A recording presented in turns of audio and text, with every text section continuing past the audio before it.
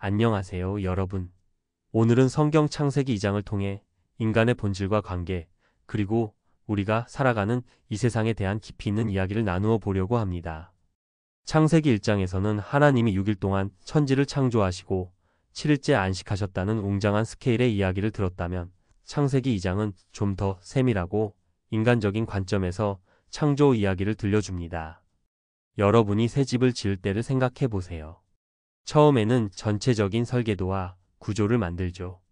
그 다음에는 방 하나하나의 세부적인 인테리어를 고민합니다.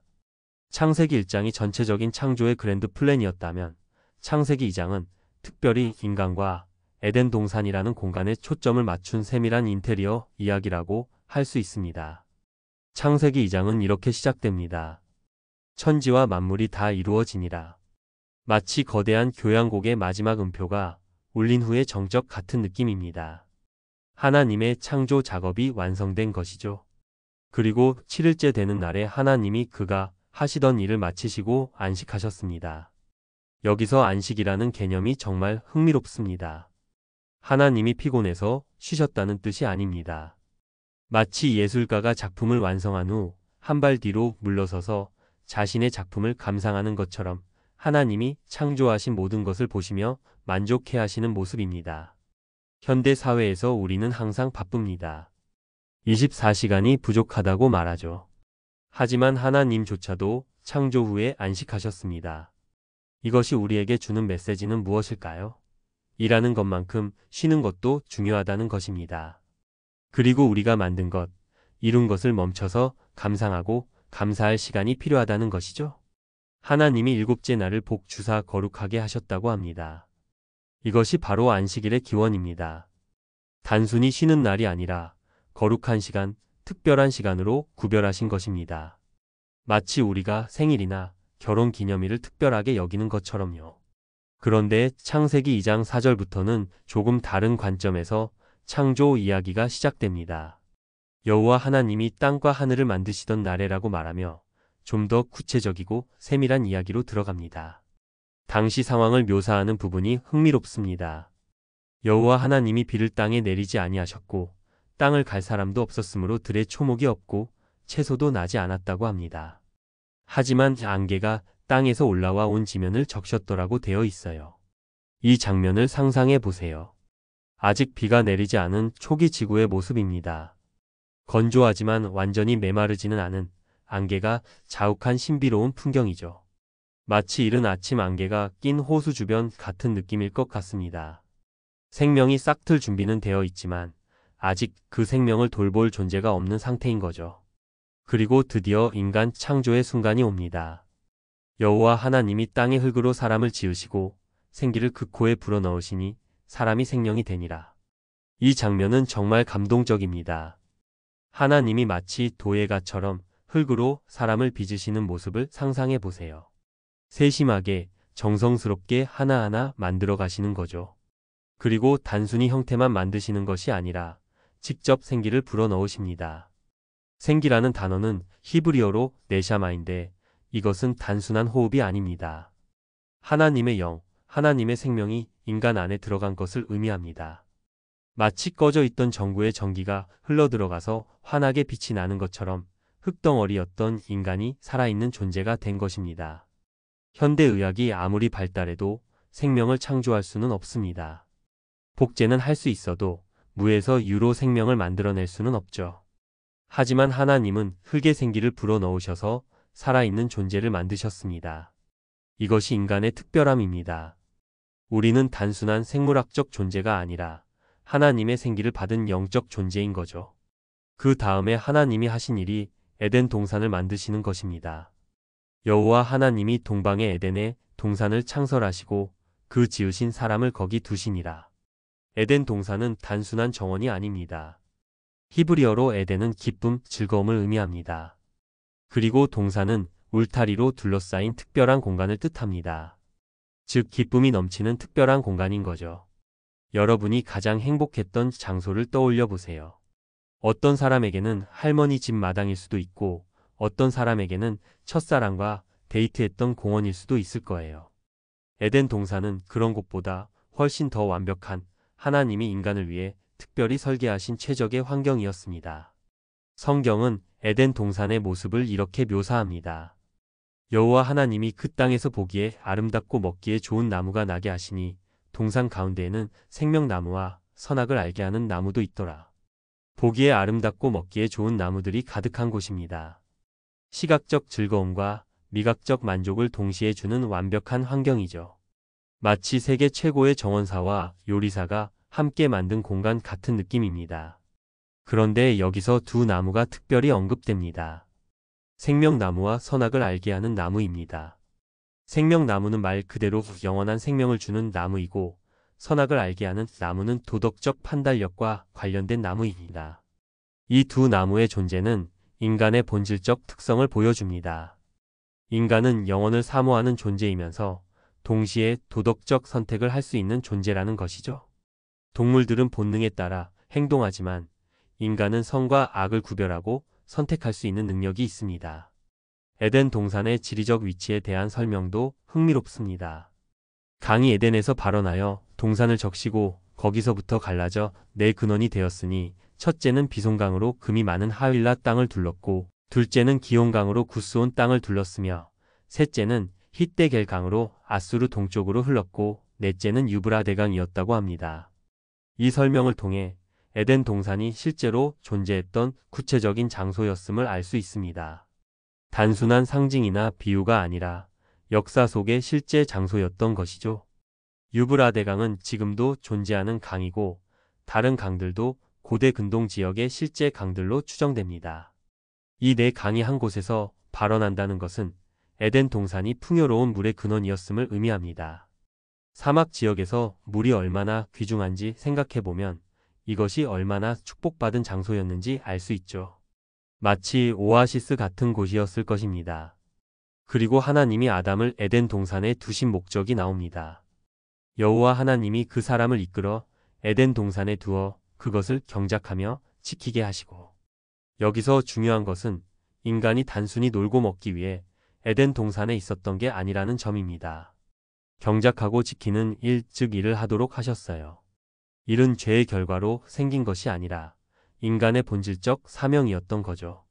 경작한다는 것은 히브리어로 아바드인데 이것은 섬긴다, 돌본다는 의미도 있습니다. 그리고 지킨다는 것은 샤마르로 보호한다, 보존한다는 뜻입니다. 즉, 인간은 자연을 착취하는 존재가 아니라 자연을 섬기고 돌보며 보호하는 청지기적 역할을 맡았던 것입니다. 현대 환경 문제를 생각해보면 이 메시지가 얼마나 중요한지 알 수 있습니다. 우리는 지구의 주인이 아니라 관리자입니다. 미래 세대를 위해 이 아름다운 지구를 잘 보존해야 할 책임이 있는 거죠. 그 다음에 하나님이 아담에게 주신 명령이 나옵니다. 동산 각종 나무의 열매는 내가 임의로 먹되 선악을 알게 하는 나무의 열매는 먹지 말라. 내가 먹는 날에는 반드시 죽으리라 하시니라. 이것이 인류 최초의 법입니다. 그런데 이 법의 특징이 무엇인지 보세요. 금지보다 허용이 훨씬 많습니다. 각종 나무의 열매는 내가 임의로 먹되 하고 단 하나만 먹지 말라고 하셨어요. 이것은 하나님의 마음을 보여줍니다. 하나님은 인간을 옥죄려고 하시는 분이 아니라 최대한의 자유를 주시되 단 하나의 경계선을 두신 것입니다. 마치 사랑하는 자녀에게 넓은 놀이터에서 마음껏 놀되 위험한 절벽, 가장자리로만은 가지 말라고 하는 부모의 마음과 같습니다. 그런데 왜 하나님이 선악을 알게 하는 나무를 만들어 놓으시고는 먹지 말라고 하셨을까요? 이것이 모순처럼 보일 수 있습니다. 하지만 이것은 인간에게 진정한 자유의지를 주기 위함이었습니다. 진정한 사랑은 선택의 여지가 있을 때 의미가 있습니다. 선택의 여지가 없다면 그것은 사랑이 아니라 프로그래밍입니다. 하나님은 인간이 로봇처럼 자동으로 하나님을 사랑하기를 원하신 게 아니라 자유의지로 하나님을 선택하고 사랑하기를 원하셨던 것입니다. 부모가 자녀에게 너는 반드시 나를 사랑해야 해라고 강요할 수는 없잖아요. 진정한 사랑은 자발적인 선택에서 나오는 것입니다. 하나님도 마찬가지로 인간의 자발적인 사랑과 순종을 원하셨던 것이죠. 내가 먹는 날에는 반드시 죽으리라는 경고도 주목할 필요가 있습니다. 이것은 위협이 아니라 사실의 고지입니다. 마치 전기에 손을 대면 감전된다고 알려주는 것처럼 자연 법칙을 알려주시는 것입니다. 죄는 단순히 규칙을 어기는 것이 아니라 생명의 근원이신 하나님으로부터 분리되는 것입니다. 그래서 죄의 결과는 당연히 죽음일 수밖에 없는 거죠. 이것은 하나님이 인간을 벌주려고 하셔서가 아니라 죄 자체가 갖고 있는 본질적 특성 때문입니다. 그 다음 장면은 정말 아름답습니다. 여호와 하나님이 이르시되 사람이 혼자 있는 것이 좋지 아니하니 내가 그를 위하여 돕는 배필을 지으리라 하시니라. 하나님이 좋지 아니하다고 말씀하신 첫 번째이자 유일한 것이 바로 인간의 고독입니다. 창세기 1장에서는 하나님이 만드신 모든 것을 보시고 좋다고 하셨는데 유일하게 좋지 아니한 것이 사람의 고독이었던 거죠. 이것이 인간의 본질적 특성을 보여줍니다. 인간은 관계적 존재입니다. 아무리 많은 것을 가져도 아무리 높은 지위에 올라도 진정한 관계가 없다면 공허함을 느끼게 되어 있습니다. 현대 사회에서 우울증이나 고독감이 큰 문제가 되는 것도 이 때문입니다. 하나님이 아담을 위해 돕는 배필을 만들겠다고 하셨습니다. 여기서 돕는 배필이라는 표현이 중요합니다. 히브리어로는 에제르 케네그도인데 에제르는 도움, 케네그도는 마주 서는, 대응하는 이라는 의미입니다.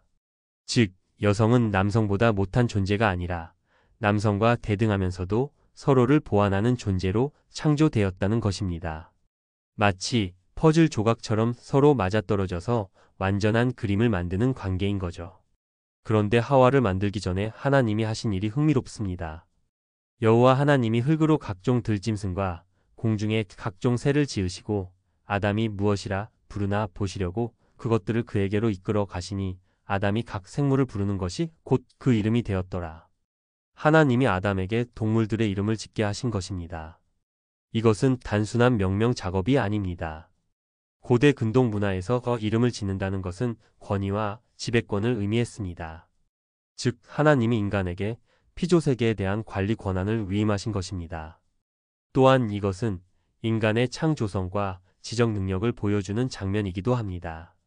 각 동물의 특성을 파악하고 적절한 이름을 짓는다는 것은 고도의 관찰력과 사고력이 필요한 일이죠.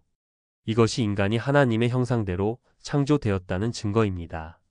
그리고 성경은 이렇게 말합니다. 아담이 모든 가축과 공중의 새와 들의 모든 짐승에게 이름을 주니라. 아담이 자기를 위하여 돕는 배필이 없으므로. 아담이 동물들에게 이름을 주는 과정에서 깨달은 것이 있었습니다. 모든 동물들은 암수가 있어서 짝을 이루고 있는데 자기만 혼자라는 사실이었죠. 이것은 아담으로 하여금 배필에 대한 필요를 더욱 간절히 느끼게 만들었을 것입니다. 하나님이 배필을 바로 만들어주지 않으시고 이런 과정을 거치신 이유가 여기 있습니다. 아담이 진정으로 배필의 필요성을 느끼고 간절히 원하게 만드신 것입니다. 무언가를 진정으로 소중히 여기려면 그것의 가치를 깨달아야 하니까요. 드디어 하와 창조의 순간이 옵니다.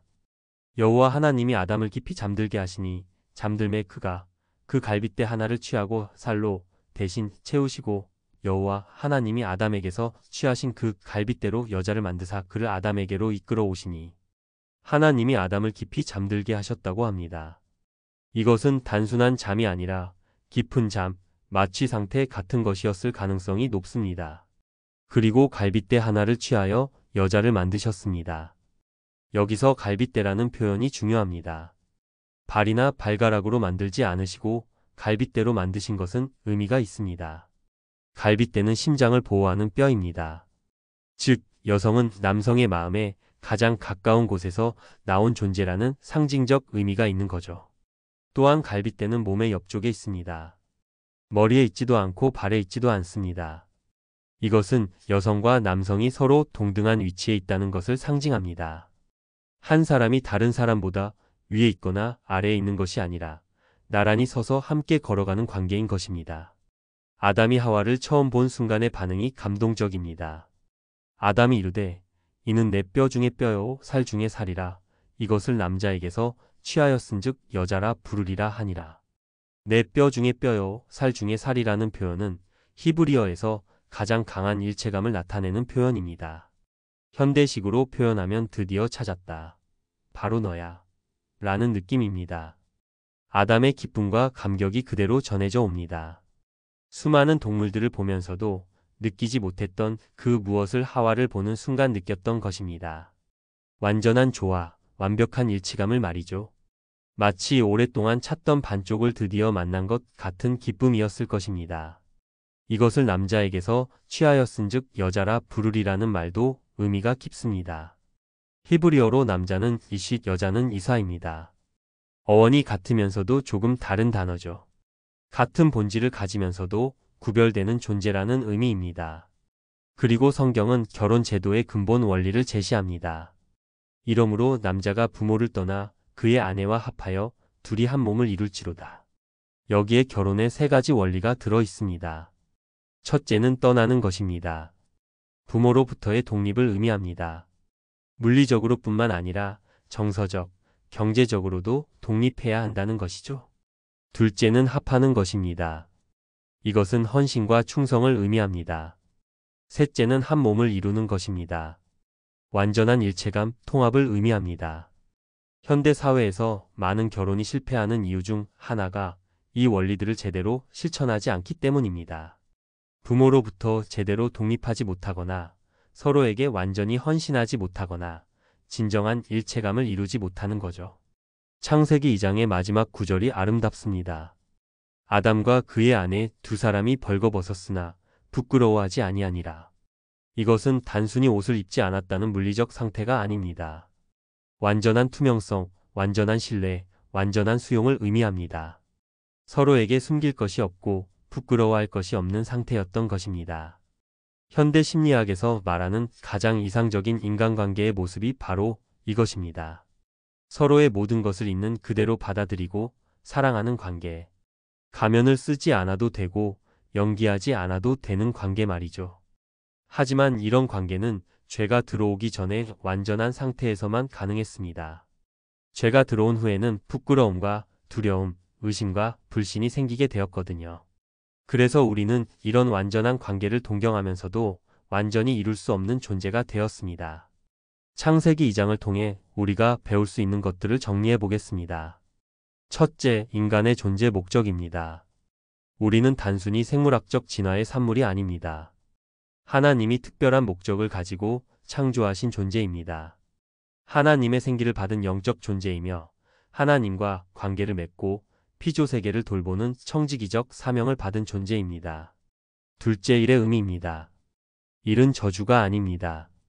인간이 에덴 동산에서도 일을 하도록 창조되었습니다. 다만 죄 이전의 일은 기쁨과 보람이 있었고 죄 이후의 일은 수고와 고통이 따르게 되었을 뿐입니다. 우리는 이를 통해 하나님의 창조 사역에 동참하고 하나님이 맡겨주신 사명을 감당할 수 있습니다. 셋째, 환경 보호의 중요성입니다. 인간은 자연을 착취할 권리가 있는 것이 아니라 자연을 돌보고 보호할 책임이 있습니다. 경작하고 지키라고 하신 하나님의 명령은 오늘날에도 유효합니다. 기후변화와 환경 파괴로 고통받는 지구를 생각할 때 우리는 창조 질서 회복에 더욱 힘써야 합니다. 넷째, 자유의지의 중요성입니다. 하나님은 인간에게 선택할 자유를 주셨습니다. 이 자유는 축복이지만 동시에 책임이기도 합니다. 우리의 선택은 결과를 가져오며 우리는 그 결과에 대해 책임져야 합니다. 진정한 사랑과 순종은 자유로운 선택에서 나오는 것입니다. 다섯째, 관계의 중요성입니다. 하나님이 사람이 혼자 있는 것이 좋지 아니하다고 하신 것은 인간의 본질적 특성을 드러내는 말씀입니다. 우리는 관계 속에서 행복을 찾고 관계를 통해 성장합니다. 가족, 친구, 동료들과의 건강한 관계는 우리 삶의 가장 중요한 자산입니다. 여섯째, 결혼의 신성함입니다. 결혼은 단순한 사회 제도가 아닙니다. 하나님이 제정하신 거룩한 관계입니다. 떠나고 합하고 한 몸을 이루는 결혼의 원리는 오늘날에도 행복한 결혼 생활의 비결입니다. 서로를 온전히 받아들이고 신뢰하는 관계를 추구해야 합니다. 일곱째, 순수함의 아름다움입니다. 아담과 하와가 벌거벗었으나 부끄러워하지 않았다는 것은 완전한 순수함을 의미합니다. 비록 우리가 죄로 인해 이런 완전한 상태를 잃었지만 우리는 여전히 진실하고 투명한 관계를 추구해야 합니다. 창세기 2장은 또한 우리에게 잃어버린 낙원에 대한 향수를 불러일으킵니다. 인간은 누구나 완전한 평화, 완전한 사랑, 완전한 조화를 갈망합니다. 이것은 우리가 원래 그런 곳에서 살도록 창조되었기 때문입니다. 현대인들이 자연 속에서 힐링을 찾고 완전한 사랑을 꿈꾸고 이상향을 그리워하는 것은 모두 에덴 동산에 대한 기억이 우리 영혼 깊은 곳에 남아있기 때문입니다. 우리는 그곳으로 돌아가고 싶어하고 그런 삶을 살고 싶어합니다. 하지만 동시에 창세기 2장은 우리에게 현실을 직시하게도 합니다. 선악을 알게 하는 나무가 있었다는 것은 인간에게 선택의 기로가 있었다는 것을 의미합니다. 그리고 우리는 그 선택에서 실패했습니다. 3장에서 그 이야기가 이어지죠. 하지만 절망할 필요는 없습니다. 성경은 잃어버린 낙원을 다시 회복시키겠다는 하나님의 약속으로 가득합니다. 요한계시록에서는 새 하늘과 새 땅에서 생명나무가 다시 등장합니다. 완전한 회복, 완전한 치유, 완전한 화해가 이루어질 것이라는 희망의 메시지입니다. 창세기 2장을 읽으면서 우리는 우리 자신에 대해 깊이 생각해 볼 필요가 있습니다. 나는 과연 하나님이 창조하신 본래의 목적대로 살고 있는가? 내가 맡은 일을 통해 하나님께 영광을 돌리고 있는가? 자연을 잘 돌보고 있는가? 내 주변 사람들과 건강한 관계를 맺고 있는가? 또한 우리는 관계에 대해서도 돌아봐야 합니다. 내가 다른 사람들에게 진정한 도움이 되고 있는가? 서로를 있는 그대로 받아들이고 사랑하고 있는가? 가면을 쓰고 살지는 않는가? 진정한 친밀감을 경험하고 있는가? 특히 결혼한 분들은 결혼 관계를 점검해 볼 필요가 있습니다. 정말로 부모로부터 독립했는가? 배우자에게 완전히 헌신하고 있는가? 서로 한 몸이 되어 가고 있는가? 서로에게 투명하고 솔직한가? 미혼인 분들은 미래의 결혼에 대해 올바른 기준을 세워야 합니다. 외모나 조건보다는 인격과 영성을 중요하게 여기고 진정한 배필을 만날 수 있도록 자신도 준비해야 합니다. 창세기 2장은 또한 우리에게 하나님의 마음을 보여줍니다. 하나님은 인간을 사랑하셔서 가장 좋은 환경을 만들어 주셨습니다. 인간이 외롭지 않도록 배필도 만들어 주셨습니다. 최대한의 자유를 주시되 위험한 것만 금하셨습니다. 이런 하나님의 사랑을 깨달을 때 우리도 하나님을 더욱 사랑하게 됩니다. 하나님의 명령이 우리를 옥죄려는 것이 아니라 우리를 보호하고 축복하려는 것임을 알게 됩니다. 하나님을 두려워할 대상이 아니라 신뢰할 대상으로 여기게 됩니다. 현대 사회는 개인주의와 물질주의로 인해 많은 문제를 겪고 있습니다. 사람들은 관계보다 성공을, 사랑보다 소유를, 나눔보다 경쟁을 중요하게 여기는 경우가 많습니다. 하지만 창세기 2장은 우리에게 다른 가치관을 제시합니다. 진정한 행복은 많이 가지는 것에 있지 않습니다. 좋은 관계에 있습니다. 진정한 성공은 남을 이기는 것이 아닙니다. 자신의 사명을 다하는 것입니다. 진정한 자유는 무엇이든 할 수 있는 것이 아닙니다. 옳은 것을 선택할 수 있는 것입니다. 창세기 2장의 메시지는 오늘날에도 여전히 유효하고 절실합니다. 코로나19로 인해 많은 사람들이 고립감과 외로움을 경험했습니다. 기후변화로 인해 지구 환경이 심각한 위기에 처해 있습니다. 가족 해체와 이혼율 증가로 인해 건강한 관계의 중요성이 더욱 부각되고 있습니다. 이런 시대의 창세기 2장은 우리에게 방향을 제시해 줍니다. 서로를 돌보는 공동체를 만들어야 합니다. 자연을 보호하는 일에 힘써야 합니다. 진정한 사랑과 헌신이 무엇인지 배워야 합니다. 하나님이 주신 자유를 책임감 있게 사용해야 합니다. 또한 창세기 2장은 우리에게 소망을 줍니다. 비록 지금은 완전하지 않지만 하나님은 우리를 완전한 관계와 완전한 평화로 부르고 계십니다. 우리가 추구해야 할 이상이 무엇인지 보여줍니다. 우리가 향해 나아가야 할 방향이 어딘지 알려줍니다. 에덴 동산의 완전함을 이 땅에서 완전히 재현할 수는 없겠지만 그 정신을 본받아 살 수는 있습니다. 서로를 사랑하고 돌보며 자연을 보호하고 진실하게 살아가는 것입니다. 하나님이 주신 소명을 감당하며 건강한 관계를 만들어가는 것입니다. 창세기 2장을 묵상하면서 우리 모두가 하나님이 원래 의도하신 삶의 모습을 회복해 나가기를 바랍니다. 비록 완전하지는 않지만 그 완전함을 향해 한 걸음씩 나아가는 삶을 살기를 바랍니다. 하나님이 아담과 하와에게 보여주신 사랑을 우리도 주변 사람들에게 보여줄 수 있기를 바랍니다. 하나님이 에덴 동산에서 누리게 하신 평화를 우리도 우리 가정과 공동체에서 만들어갈 수 있기를 바랍니다. 그리고 무엇보다 하나님과의 관계를 회복하기를 바랍니다. 죄로 인해 끊어졌던 하나님과의 관계가 예수 그리스도를 통해 다시 회복될 수 있습니다. 그 회복된 관계 안에서 우리는 창세기 2장이 보여주는 축복된 삶을 경험할 수 있습니다. 창세기 2장은 단순히 옛날 이야기가 아닙니다. 오늘을 살아가는 우리를 위한 생생한 메시지입니다. 이 말씀을 통해 우리 모두의 삶이 더욱 풍성하고 의미 있게 되기를 기도합니다. 여러분, 오늘 이 메시지를 들으시면서 어떤 생각이 드셨나요? 혹시 내 삶에서 회복해야 할 관계가 있나요? 내가 감당해야 할 사명이 무엇인지 깨달았나요? 하나님이 내게 주신 자유를 어떻게 사용해야 할지 고민이 되나요? 창세기 2장의 메시지가 여러분의 마음에 깊이 새겨져서 하나님이 원래 의도하신 아름다운 삶을 살아가는데 도움이 되기를 바랍니다. 그리고 언젠가는 새 하늘과 새 땅에서 완전한 에덴을 다시 경험할 그 소망을 품고 오늘을 살아가시기 바랍니다. 하나님이 여러분 모두를 축복하시고 창세기 2장의 진리가 여러분의 삶 속에서 실현되기를 기도합니다. 구독과 좋아요, 그리고 여러분의 생각을 댓글로 남겨주시면 더 좋은 콘텐츠를 만드는 데 큰 도움이 돼요.